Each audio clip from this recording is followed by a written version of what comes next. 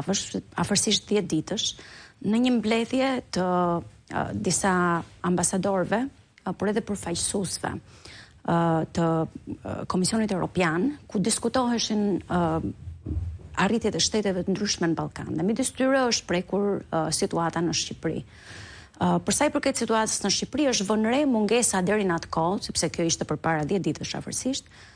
e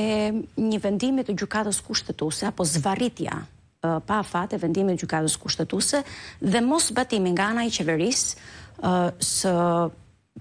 mbledhjes së Këshillit Mandateve për të dyja masat të cilat ndërmori SPAK. E para ishte pezullimi dhe e dyta ishte arresti. Ky ishte shqetësim shumë i madh për Brukselin, për ata të cilët janë mbledhur në Komisionin Evropian, sepse tregonte qartë që Shqipëria nuk arrin dot që të përmbushin në asnjë mënyrë, jo vetëm shumë nga kapitujt e tjerë, por atë më kryesorin që do ta ndjekë deri në fund, që është pikërisht kapitulli për shtetin e së drejtës dhe situatën ligjore. Më pas ata natyrisht kanë dhënë në një farë mënyrë një lloj ultimatumi në lidhje me Shqipërinë, që do duhet urgjentisht që Shqipëria, që qeveria shqiptare të bëjë të mundur urgjentisht